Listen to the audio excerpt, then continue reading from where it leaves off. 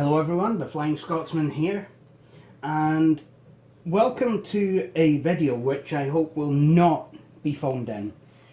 My last couple of videos, I know that, they were a bit phoned in. The last video about the Green Machine custom build was not supposed to be that way, and I realised I could have and probably should have switched it on just to see if the installed components were working. But, I don't know, I kind of wanted to make that video, about the machine all up and running and, with everything installed. And, when I realised that, it turns out that I think I'd made the mistake about the graphics card. I don't know what made me think it was a PCI version of the card. Basically, what I've done is paid twice as much for a card that, That's basically what I did, was to pay twice as much for the card because I thought it was PCI. Well done. That said, I think I'm going to keep a hold of it, because the TNT2 is a good card, and probably will come in handy, if I happen to need to do another Windows 98 build or anything like that. So, we'll gonna leave the Green Machine custom build to one side again just for now until, I've decided, I'm wondering whether to spend more money to try and get a PCI card or whether to just replace the motherboard with a Pentium 2 board. I don't know. I mean, the processor that's in the machine, it's something a bit special, so, I wouldn't mind seeing that in use. The K62 processors are, a bit of an unsung hero. I mean, okay, it might not have been as good as the Pentium 2 and 3, and certainly nowhere near as good as Pentium 3, but, it was certainly kind of, well, it was a good CPU nonetheless. And, the Super Socket 7 architecture is one of those kind of weird and wonderful ones. It was the last architecture to support both AMD and Intel processors, not to mention other processors. I think it, no, probably didn't support next gen. It supported Cyrix though as well, and I believe you could get IDT chips, not that you would want. But, I think it'd be doing that board and CPU combo a bit of a disservice to not use it in something. Anyway, again, before I go on to my actual video, I just wanted to talk a bit about CD images. Basically, a CD image is what happens when a mummy and daddy love each other very much. No, I'm kidding. Normally, historically, I've kind of had a policy of not putting CD images up and making them available because, I've always been a bit, as much as I hate copyright law and as much as I want to fight it, there's sometimes when you do have to abide by it. And, I'm pretty sure that sharing CD images is one of those things that the internet police will not take too lightly, especially not now Theresa May is wanting to give us a Chinese-style internet with all the blooming surveillance that even George Orwell couldn't dream of. Yeah. But, unfortunately, I've had to take a slice of humble pie on that one because YouTube user Kevin Bazzi actually made available some IBM ThinkPad R52 restore images, specifically for me, so that I could restore my IBM ThinkPad R52 using its actual factory image. So,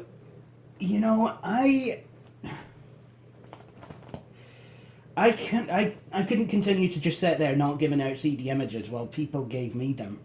I feel that to be a bit unfair. So, I am making some of my images available. I'd like to kind of... I would like to... oh, James, what's the word? I would like to kind of put a caveat on that. I don't know how long these images will be up. I don't know if they'll get taken down. I don't want it to jeopardize my YouTube standing. You know, I really don't need any copyright claims. So I'm happy to do it, but as long as it's, yeah, as long as I, you know, can. I mean, there's certain stuff I will not make available. I'm not going to be making available, you know, pieces of software like Microsoft Office or Windows or anything like that. Windows 10, I mean, you can, in the case of Windows 10, anyone can get it anyway. You go to Microsoft's website and you can download an ISO. I'm only making the restore images available, you know, based on the fact that you're using a real machine and have your own product key. I'm not going to be giving out any product keys. I'm sorry about that. I'm just not. So, yeah, I think that's covered it. Also, just to let you all know, I do know how to actually make a CD image. I actually have, believe it or not, I actually have a licensed copy of Power ISO. You know, I bought and paid for it because I think it's a good program, and, you know, I feel that there was a company who actually deserved my income, so I paid for it. And that actually entitles me to lifetime upgrades. Pretty good. You know, and I think it is probably one of the best purchases I've made, because, you know, it's a program that I use quite often. In fact, very often. In fact, I probably use one or two of the features of it every day. Not just for burning CDs, but for mounting images as well. So it is a good program. And I'm not here to plug anything. I'm not trying to plug Power ISO. I'm not getting paid by them. It's just you know, it's kind of came up in this kind of conversation piece. So I thought I'd mention it, that yes, I do know how to use it, and I've actually bought and paid for the full version, and I think it's good. Anyway, now on with this video. Now, here is a laptop bag. So you'll probably be wondering, what is in it? Is there a laptop? Is it one of those decoy laptop bags people just kind of put documents in? It's like, ooh, a laptop. Oh. This is a real machine. I've just got it. Not long ago, actually. It's been a few weeks now that I've had it. But it's a really quite nice machine. So nice, in fact, that I wanted to buy its own laptop bag and power supply. And that's exactly what I did. And what we're going to do with this machine is we're going to upgrade it, and we're going to install Windows 7 Professional. Someone asked me to do a video of installing Windows 7 Home Premium. I'll do that if I get a machine that I want to install Windows 7 Home Premium on, okay? Anyway, time to get this machine out, and here we butchers.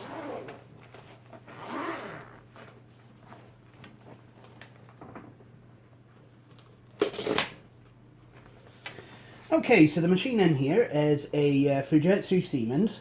It needs cleaned.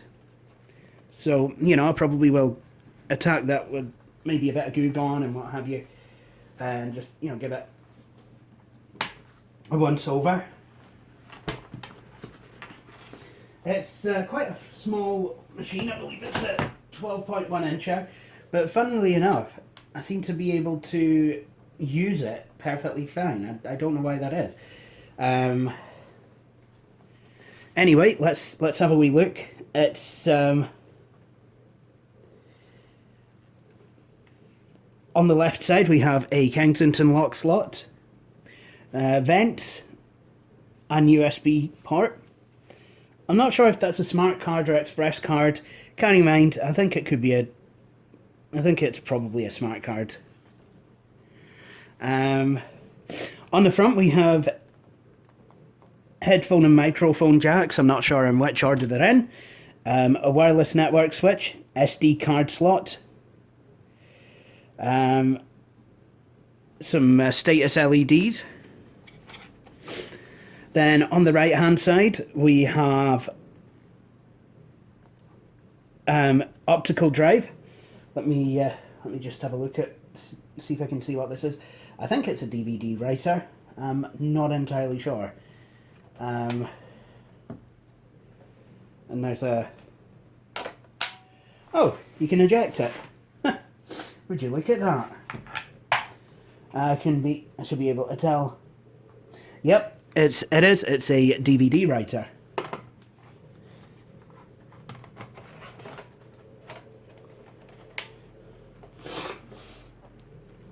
And then on the rear of the machine, we have a modem part that's got a blanking plate in it. This machine wasn't spec'd for the modem.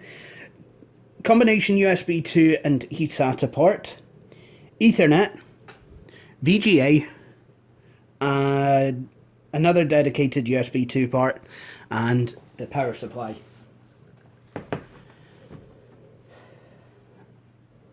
So, how do I open this? Ah, yes.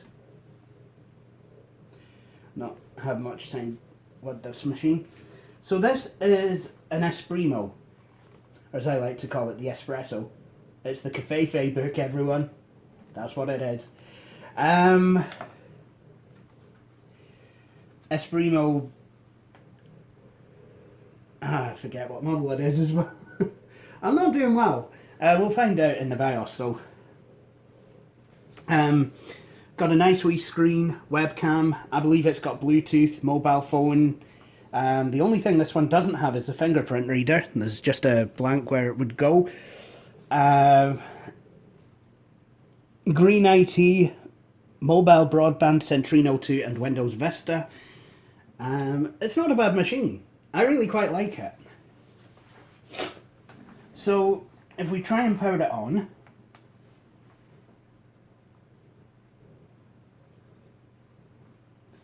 and we can take a look inside the BIOS.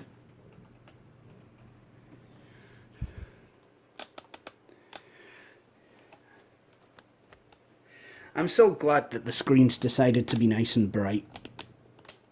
Isn't that amazing? Right, system CMOS checks I'm bad. This thing might need a CMOS battery replacement.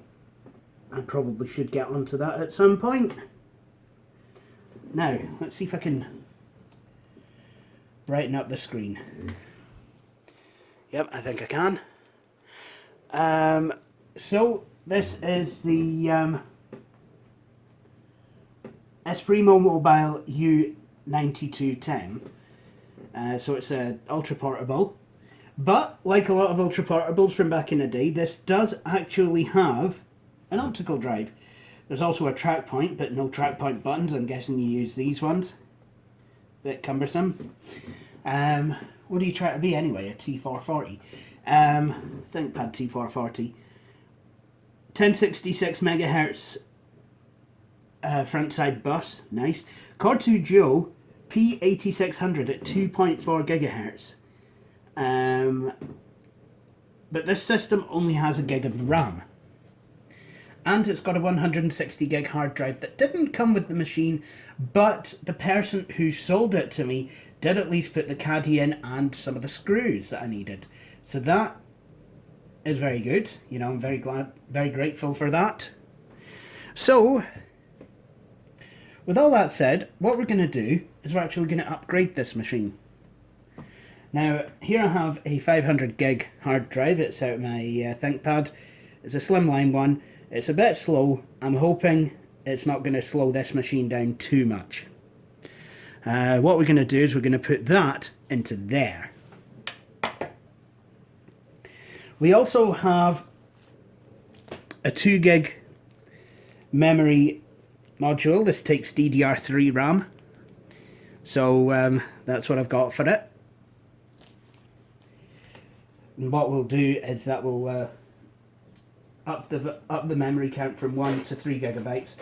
I'd like to get another 2 gig module at some point. I just bought the one for the time being because money. So let's get started. No time like the present.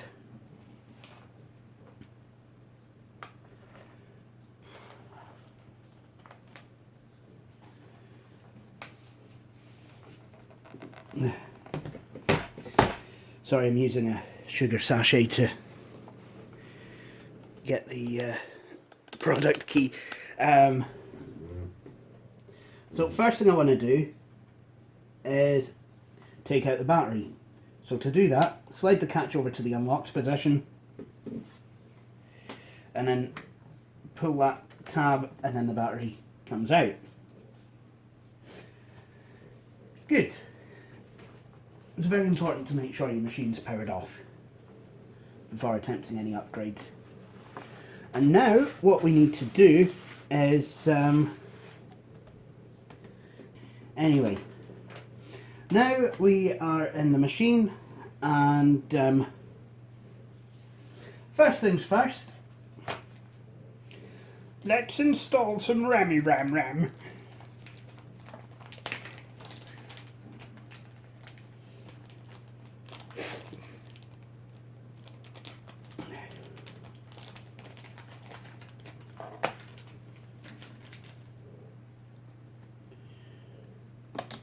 I think what I'll do is if the system will allow,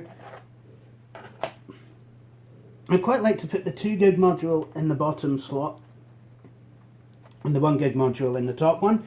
So then if I choose to upgrade this machine further, I'll be able to just take out the 1 module and replace it with another one. There we go. Now, before we do anything else, what I will do is I'll put the battery back in and we'll see if the memory upgrade has taken. Oh look, and there is a CMOS battery, so that will be very easy to replace.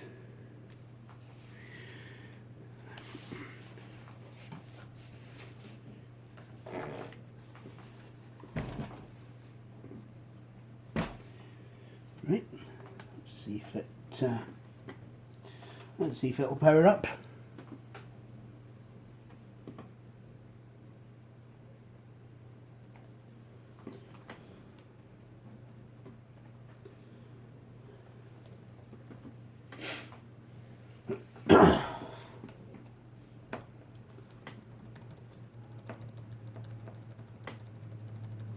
And there you have it, extended memory 3071 megabytes. That's less the base system RAM.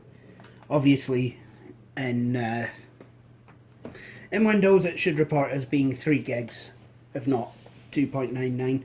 Right, next thing to do, take out the hard drive. That was quite simple. All I needed to do is just kind of pull this tab back, and there's a hard disk caddy. And what I'm going to do then is just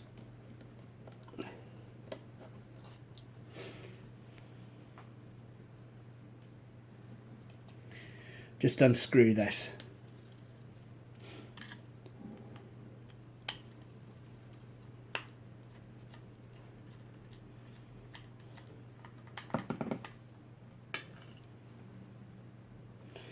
And then I'll keep this hard drive by, you know, for any other project that I might get.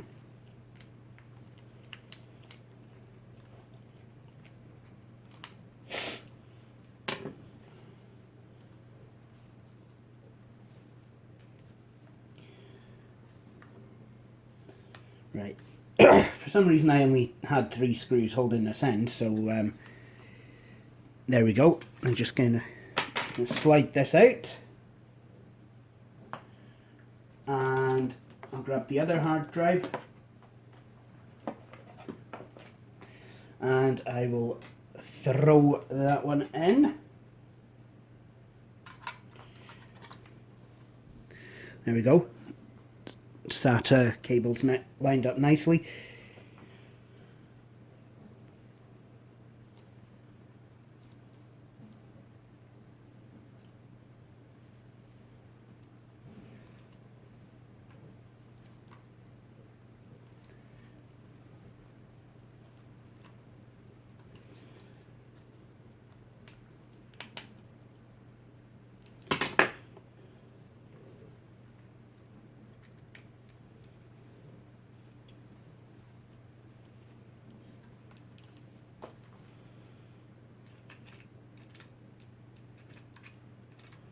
Oh, Jen's motor skills have just went to...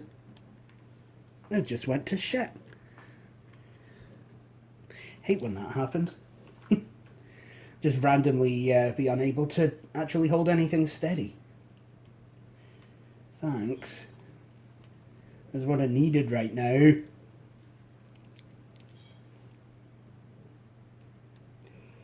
That's why handwriting can be quite bad for me.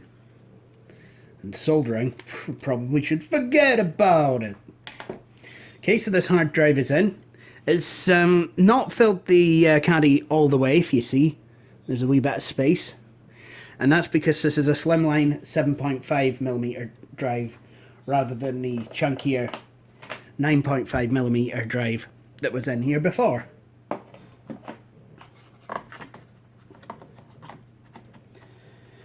But the slimmer drive still fits.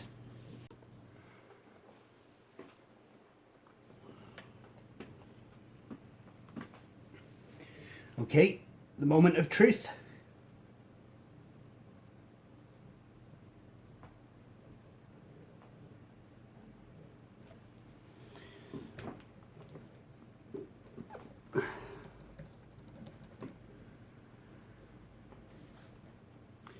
See if I can, yep, there we go. HGST 500 gigabyte SATA. Good.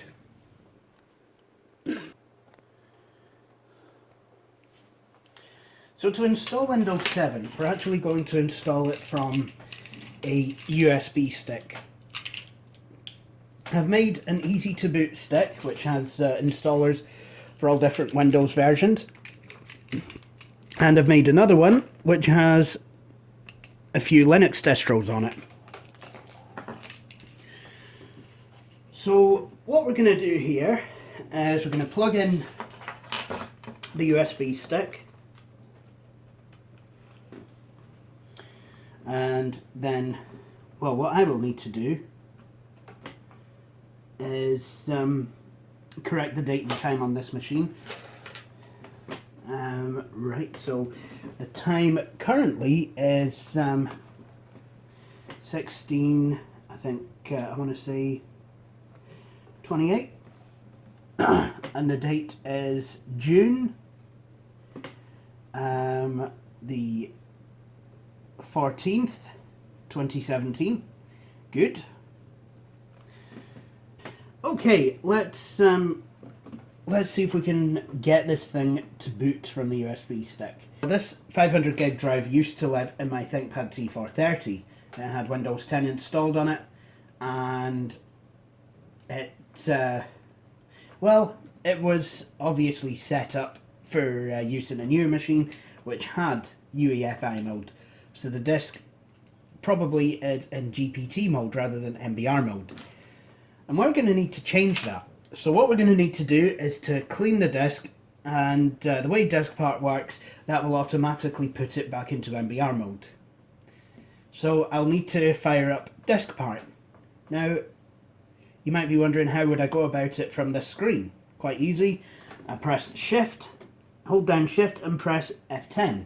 That brings me into a command prompt. In the command prompt, sorry if you can't see that there, in the command prompt what you do is you type in DiskPart. Good. Takes a couple of minutes to load up. Now we're in the DiskPart user interface. This is command driven. So what we want to do first of all is list the disks so we know which disk we're after. List disk. So as you can see, we've got two disks. Disk 0 offline, size 465 gigs, free 1024 kilobytes. Right, okay. And if you look here, you'll see there's a star under the GPT heading. Now, and the second disk, disk 1, 29 gigs with 26 gigs free, that's this USB stick. So we don't want to be messing about with that. What we do want to do though is work on this disk So we've got to select it. In order to do that, you type select, disk 0. Now it says disk 0 is a selected disk, so what I'm going to do is type clean.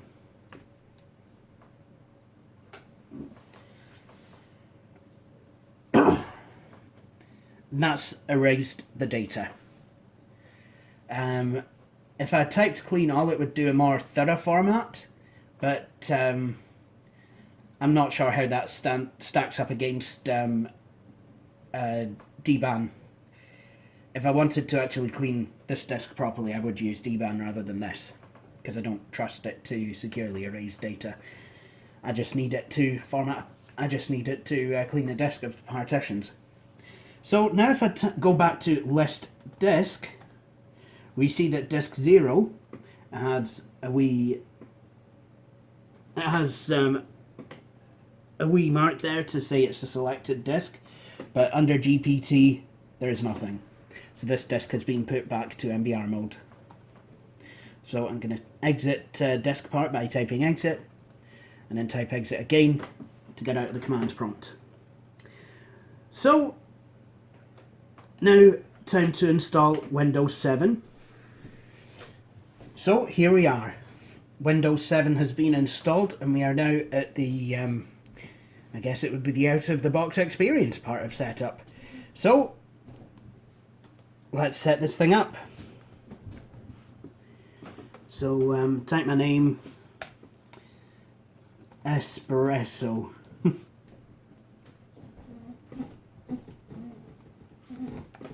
Espresso machine.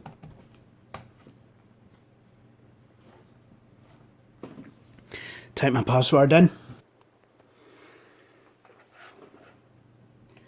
Use recommended settings for updating.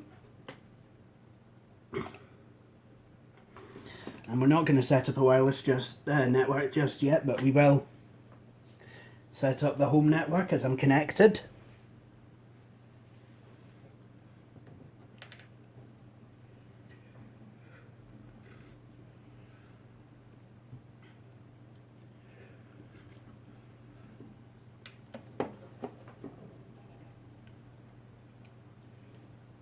And there we go. So now everything's just been set up.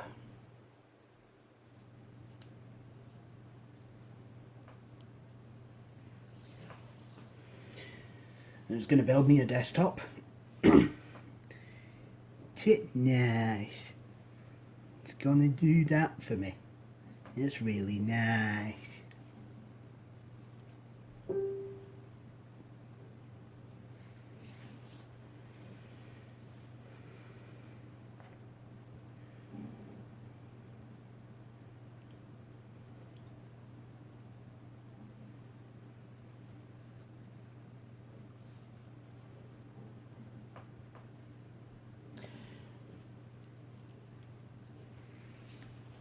Well, so it seems my MP, my local MP, has became the deputy leader for the SMP group. So I'm really quite pleased for her with that. The SMP Westminster group, with Ian Blackford as a leader. It's you know, so congratulations. Anyway, here we are. We're at the desktop. So now that we're at the desktop, I can finally do this. And already I'm starting to fear that this hard drive could slow down even this machine. There we go.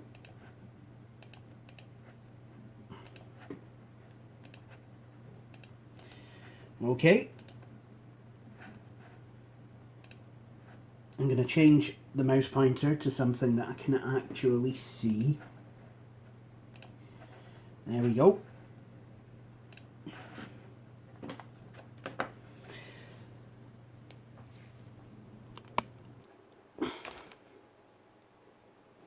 Now, before I do anything else, I want to install the Windows 7 convenience roll-up. And then hopefully get some more excuse me, get some more updates downloaded to this thing, and hopefully the WannaCry update as well. So to do that, first I need to install the April 2015 servicing stack.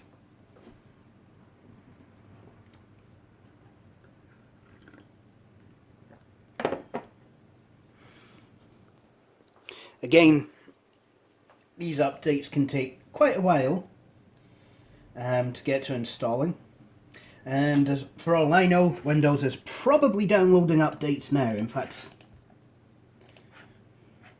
well, it probably will be. Can take quite a while to prepare for installation, but you've just got to be patient. Eventually you will see a wee dialog box come up, says, do you wish to install this update? Yes, no, maybe, I don't know. Click yes, install the servicing stack, then we install the convenience roll-up, and then we install the remaining updates in this folder, and then the machine will be ready to go. Oh.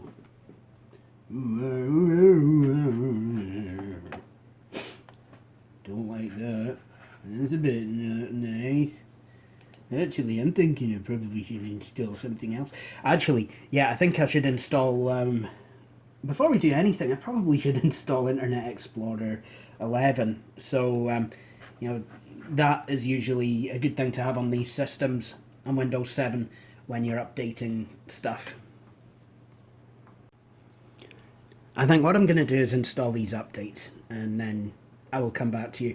I mean, this is taking quite a while to install, so, you know, I'll just install everything off of camera, and then I'll be back once the updates are installed, and we can make a start on drivers.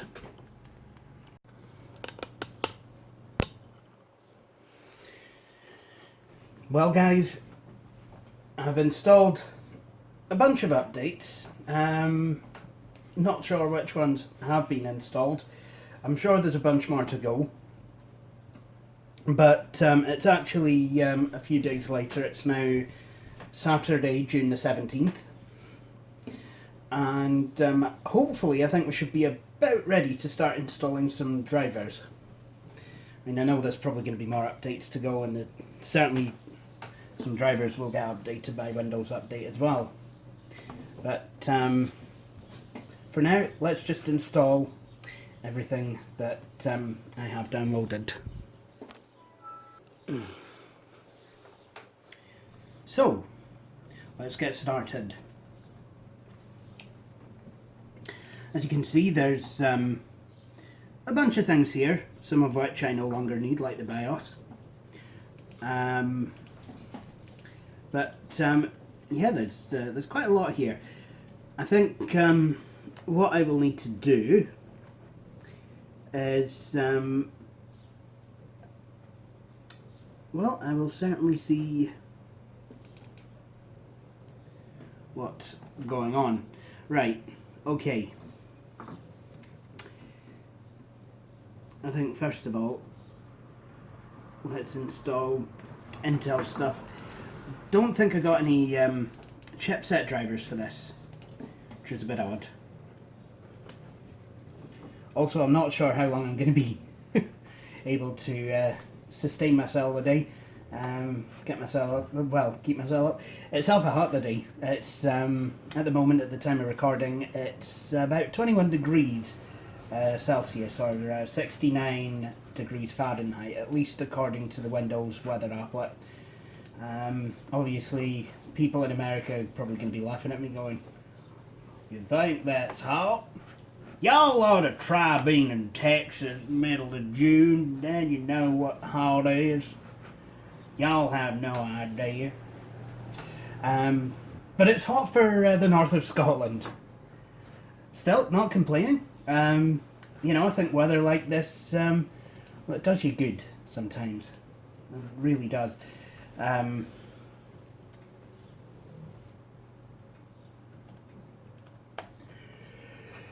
Especially getting some of that vitamin D with the nice sunshine and what have you. Let's see. Have I not just installed this? I blooming have as well. Well done, Jay.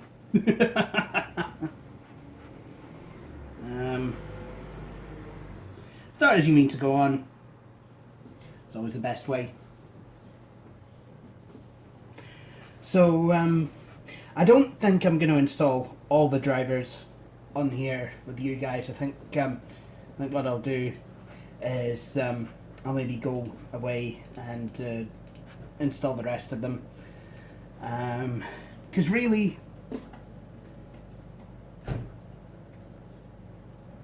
how am I going to be, you know, what am I going to... it's going to make it a very boring video. The machine seems to be running at full tilt. I don't know if it's because the CPU is actually getting hot. Or does it not meet the minimum requirements for installing the display driver? Probably not, actually, because it looks like I've ended up with a 32-bit one. Thanks, lads. Oh well. There is another way we can go about this. We can go to the system properties. And I believe I still need to activate this Windows version. I will, of course, be doing that. So that shouldn't be a problem.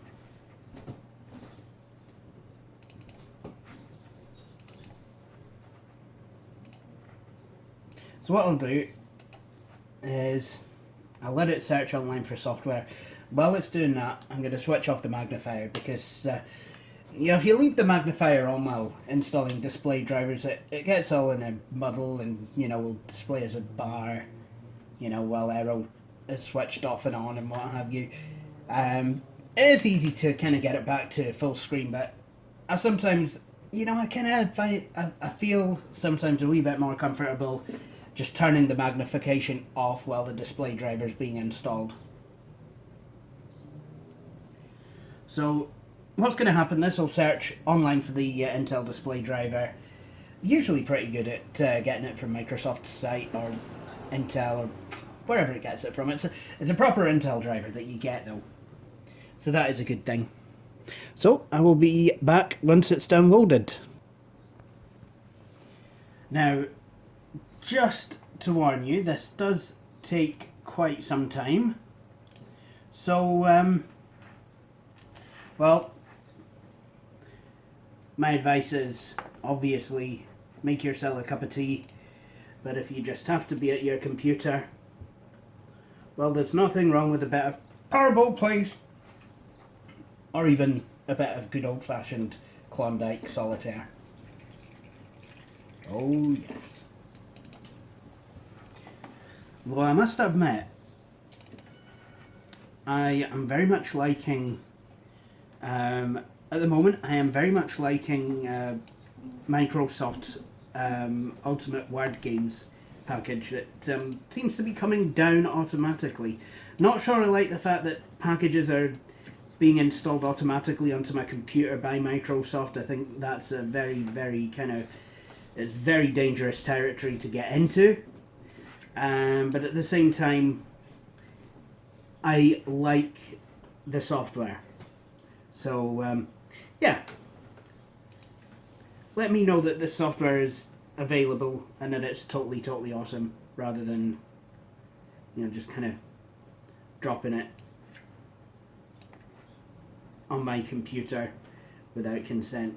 Please do that, Microsoft. Don't go installing stuff randomly. I know how hurt people used to get if I would go and install random stuff on their machines. Teachers, parents. Don't you go changing any defaults on that computer. Well, folks, now we have another time jump. It is now Wednesday, June the 21st.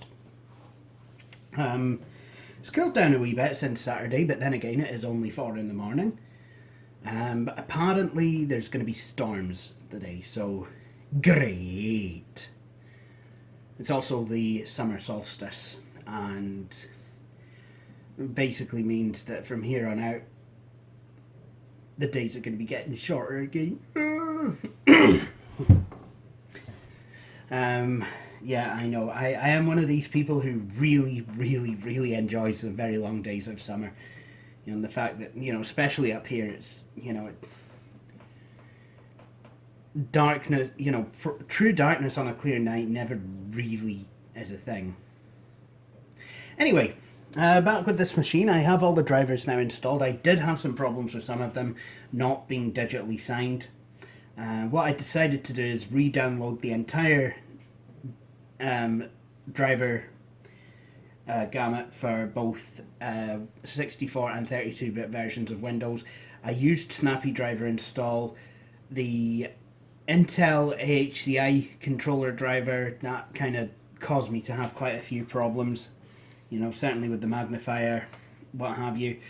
But all in all, I do believe that all this is installed. So why don't we have a look at some of the features on this machine? I'm not really giving you a proper overview of this system.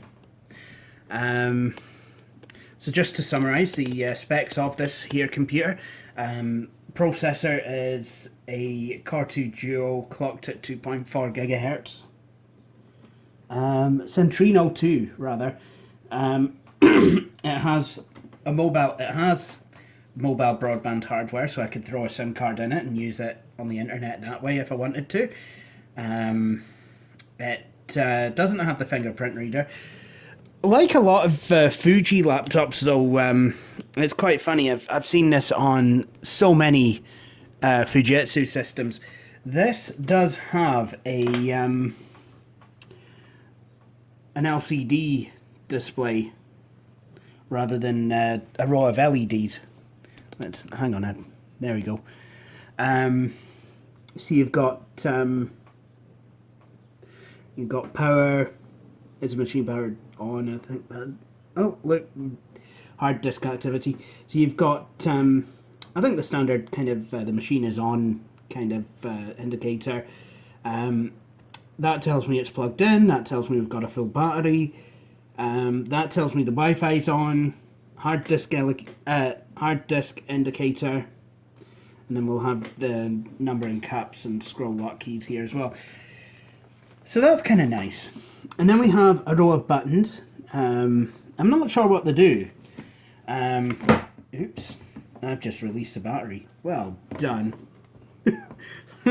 Whoops. Yeah, Jake, you're supposed to lock the battery in when you put it back. Hang on a moment. How are you doing that? How are you? There we go. And now to lock it. There we go.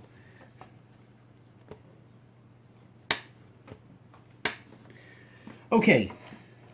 There's only one way to find out what these buttons do. And that is just to press each one in turn. So as predicted, the key one actually logs me out and just logs back in. This one is a picture of a computer, a laptop computer, and it opens up the Windows Mobility Center. Kind of a nice feature that was added with Windows Vista, so it allows you to alter the display brightness, sound, power management, wireless, connect display, syncing, presentation mode, and then there's a few Fujitsu branded things in here as well. So you've got run fan control, run power saving utility, wireless selector, shock sensor utility, and application button utility. So that's, I mean, these are all things that are installed with the mobile suite. The third button Don't know what that does, but it's here and does absolutely nothing. Second button looks almost like a euro symbol, but it's actually kind of a letter E. Oh, and that must be for economy mode. So the power saving profile will be activated, and then this one. This one's kind of like the Think Vantage access connections kind of thing. You can turn off and on your wireless radio. And I thought this machine had Bluetooth. Turns out it doesn't, but it does have wireless LAN and UMTS. I have installed the firmware update, which apparently gives it HSDPA compatibility. Let's have a look at some of the Fujitsu things though, because I want to see what I can do with these things. Okay, the application button. Welcome to the configuration of your application button. With this application, you can assign the application buttons on your notebook with functions of your choice or reset to the default settings. Alright, so the info button launches the Fujitsu... Oh, James, I've just read it. Fujitsu Launch Center, which I'm starting to believe is not on here because, yeah. But I can...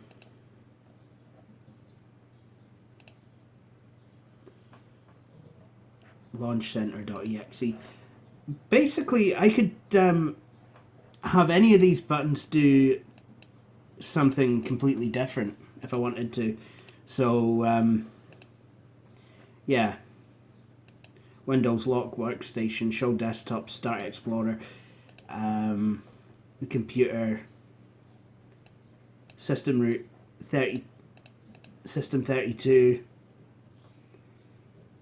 whatever that is. It's the it's a mobility center. Then I've got obviously, yeah, these buttons. So that's basically what all that does. Then you've got let's have a look. Fan control. Basically, it kind of helps you. All this stuff kind of helps you to manage your laptop's functions. So you can, adjust the fan control. So I could go for silence and that would dial the processor down, or I could go for performance and that would make the machine as fast as possible, but it's likely to sound like a jet engine. So I feel that the best way for this is to do auto. In this mode, the fan speed is controlled according to the processor and graphics requirements. I think that's usually probably a sensible way to go.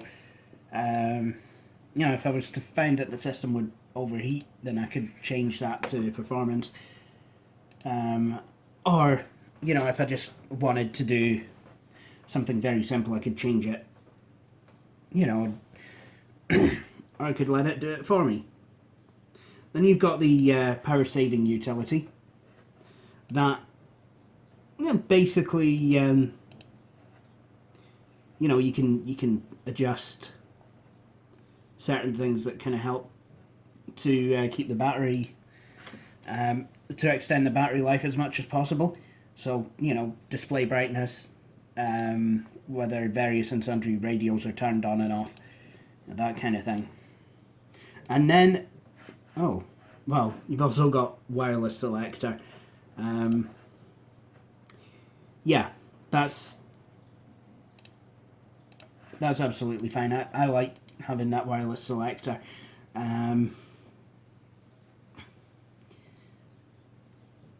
Oh, jinx. Had brain freeze for a second there.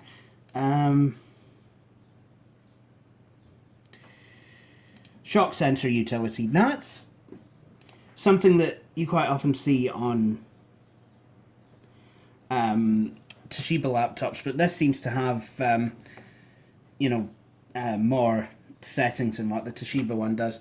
I remember on my M400, you know, if you sneezed in the same setting as a running M400, it would immediately come up and be like, oh, the shock protection on the hard disk was activated.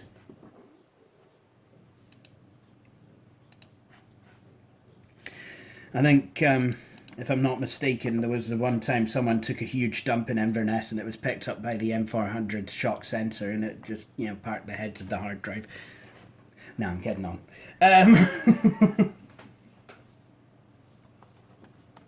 Anyway, now I think is a good time to make sure this system has some nice updates. So, oh, look at all the yummy updates and all the applications and what have you installed.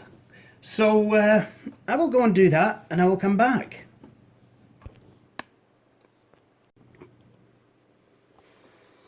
Well, ladies and gentlemen, this laptop is now pretty much completely installed.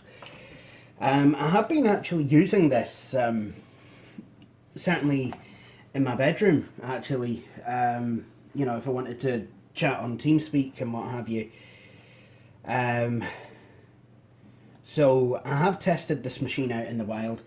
It has been quite slow, but then it only had 3 gigs of RAM in it. That was until just a couple of minutes ago, actually. Also, what you might do well to remember as well is that the hard drive, the old slow HGST Slimline 500 gigabyte hard drive out of my ThinkPad is in here as well. To be honest, that drive is a bloody disgrace, right enough.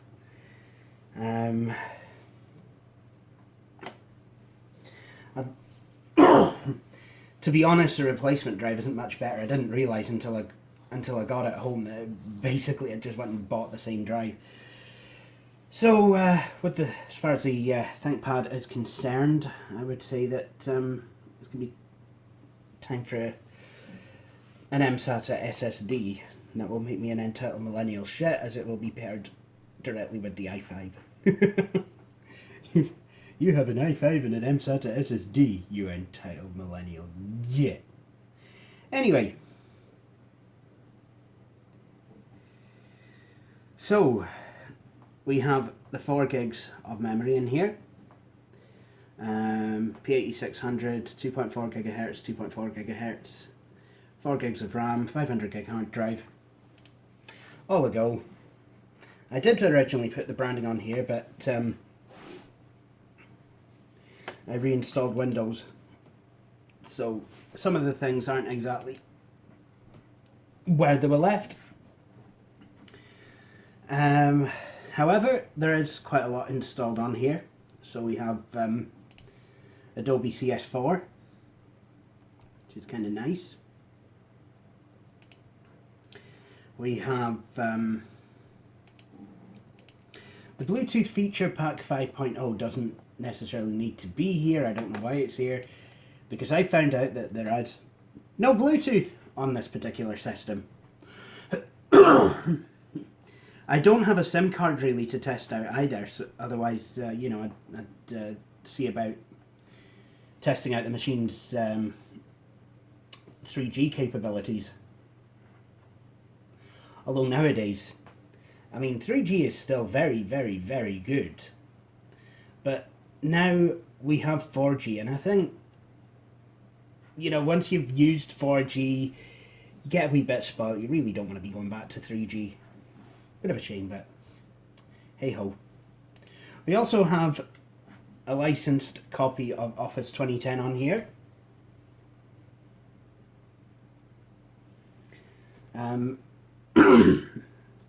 Takes a while to load from this garbage hard drive. But there you go, it's loaded. We have Microsoft Office 2010. The full version. It's a good version of Office with 2010, actually.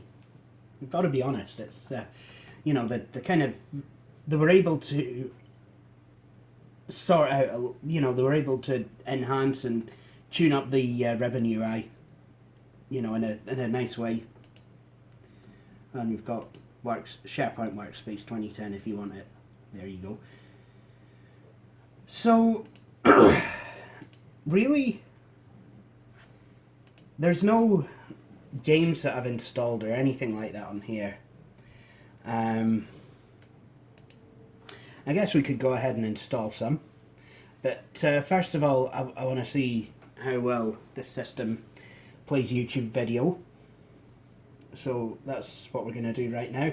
I've gone for Firefox on this machine rather than Google Chrome, because Chrome is quite well known for eating a lot of the RAM. So I really didn't want to be dealing with that on a system that, well, it had 3 gigs, but even 4 gigs now is only... 4 gigs of RAM now is really only, you know, kind of a I'll get you by kind of thing. It's fast becoming the minimum that you really need, if not already. I mean, there's people that will tell you that 8 gigs is cutting it, but I don't think 8 gigs is too small. I mean, 8 gigs I would say nowadays is pretty much, you know, average. 8 to 16 gigs if you can, you know. But I mean, it'll do for this system, you know, for light stuff, but yeah, I mean, if you can, I mean, I got these 4 gigs for a tenner, all in, pretty much. So, I mean, that's not too bad. I mean, if I wanted to go 8 gigs, I could quite easily go 8 gigs. I think this machine supports it, should do. Whether it supports any more than that, I don't know. I'm going to say no. But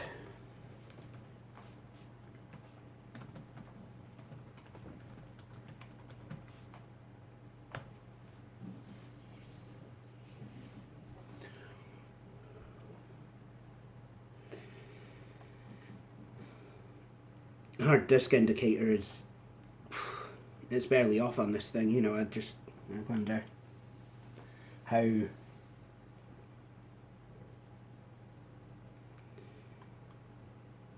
know, just how much a hard disk is impairing the system.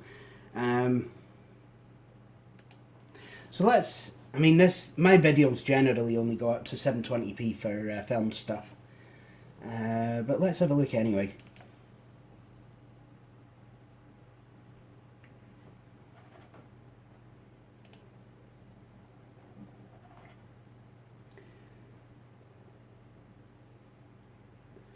Right, this has gone to 480p. Let's bump it up a wee bit to 720.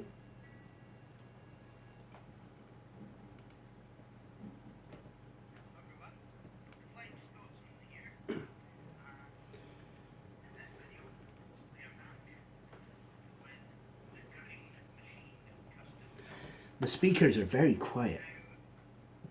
Probably owing to the fact that YouTube is volumes down.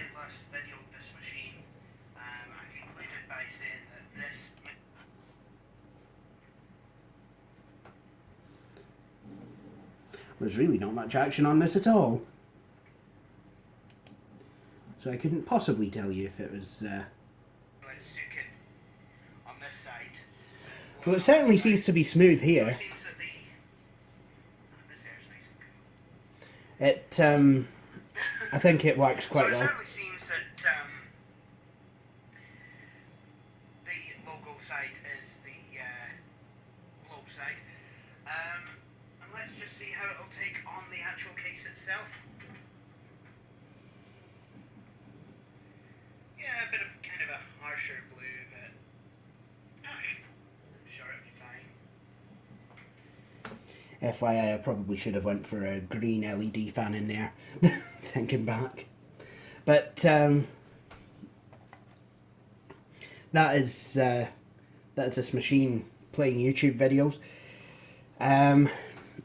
But as for games, well, let's install a bit of something, see how well it works. I've got to say, Super Tux Kart recently, it seems to have grown exponentially. It really is one big bastard of a game. I mean, it was half a gigabyte to download it. Jings.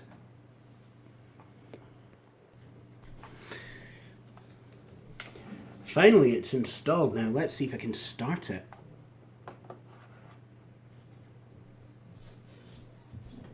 Oh, there's a beta.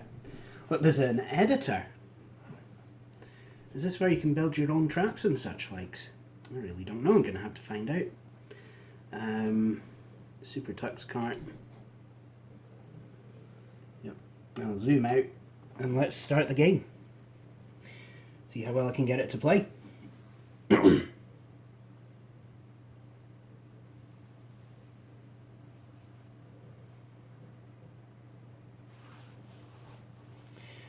think time was that this used to be quite a simple game and run on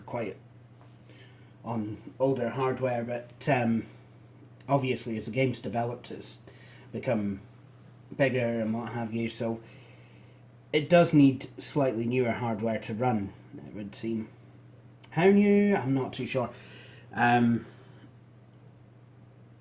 But we'll see how it runs on here. We'll definitely need to change the screen resolution as well, because you can probably see it's going off of the screen.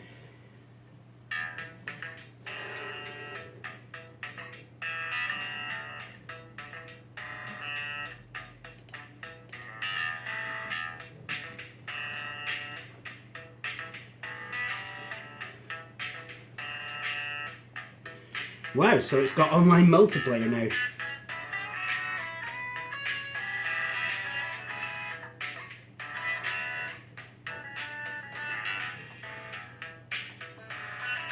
So I need to get into the options.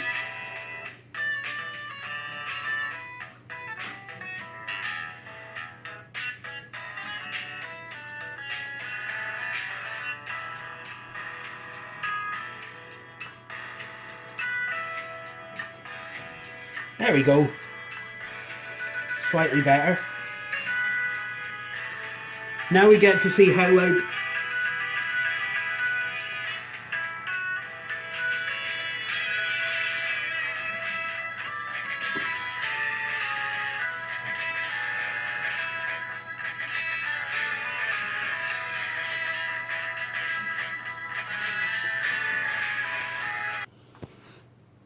So I can confirm that this is a big bastard of a game to load, even, well, just to load.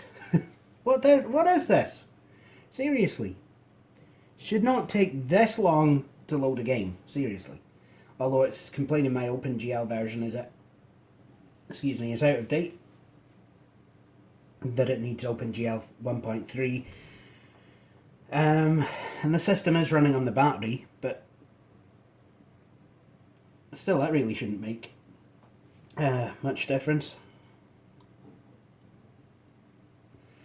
Although I do like the way it loads different icons at the bottom. It kind of reminds me of the Macintosh Classic.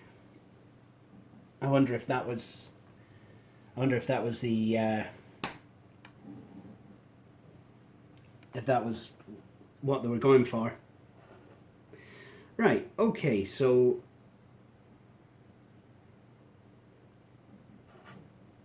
James. You know what, we'll keep it at 720p just for now. Just right. What?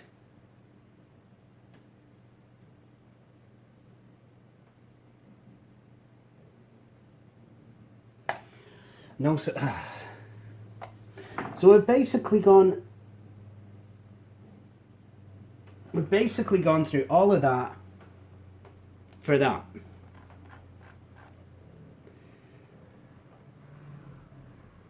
Let's see if I can get it.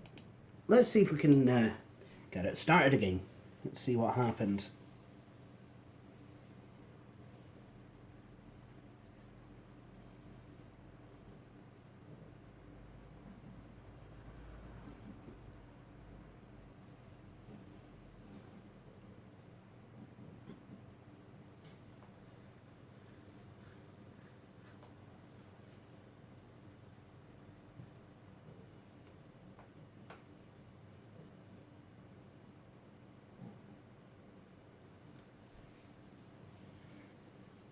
Really?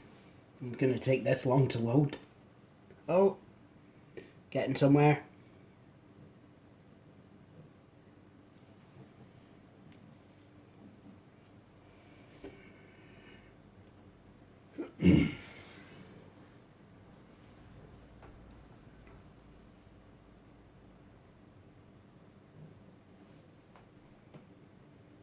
Oh, it's 3.1 that I need. OpenGL. Right. So let's try this again. No, that's not going to work. Now I'm sure I can get some... Okay, what's it doing now? Oh, nothing. I'm sure I can get some games to work, but this game on this particular setup at this particular time is not going to work. And to be honest, I feel like this video's dragged on a wee bit, so I think we'll just end it there. So this, everyone, is the Fujitsu Siemens Esprimo U9210 machine. What do I think of it? Well, it's a nice little laptop. I'll be honest, it really is. I like the design of it. It's nice and sleek. Quite a basic design, but still, it's never really been one for rounded corners, if I'm going to be honest. Sorry, Apple, but that's just how it is. I've always preferred the more angular looking, and this machine kind of has it. As for the machine's age, I feel that the Core 2 Duo series of CPUs and the systems built in that era have really held on for quite a long time. You know, people have been able to use Core 2 Duos, and up until very, very recently, actually. You know, it's been quite a good platform to have in that sense. I mean, I was still using Core 2 Duo as one of my main machines since in 2014. So it's not, and it served me pretty well. However, I do feel now that these systems are getting a wee bit long in the tooth, and while you might manage to get another year or two out of them as main machines with things like solid state drives and what have you, I do believe that the time is coming up where, a Core 2 system is no longer going to be useful. It's quite sad, but that's kind of the way it's getting. Although Brandon Bishop did actually manage to find a he's managed to find a ThinkPad R61 running Windows 10, which is, he reckons it's running pretty well. So there is that. Plus, in terms of desktops, I think the Core 2 Quads still have quite a bit of life left in them as well. I mean, the Core 2 Quads, they really are pretty damn good, I've got to be honest. They're a bit power hungry nowadays, but well, I mean, there is another machine running a Core 2 Duo that I do use as my daily driver. My server runs a Core 2 Duo E8400 on a Gigabyte G41 motherboard.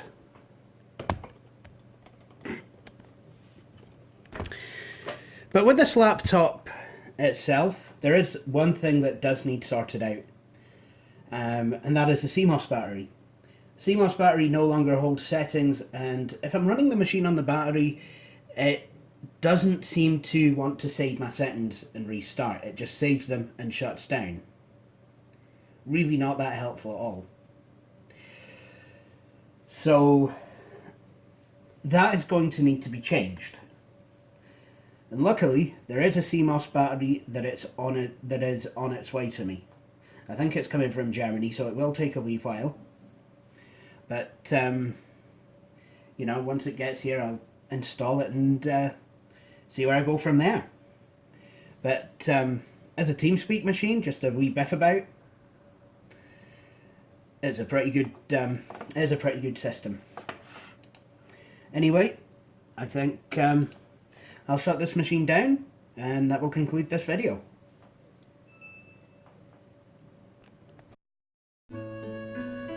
Thank you for watching this video.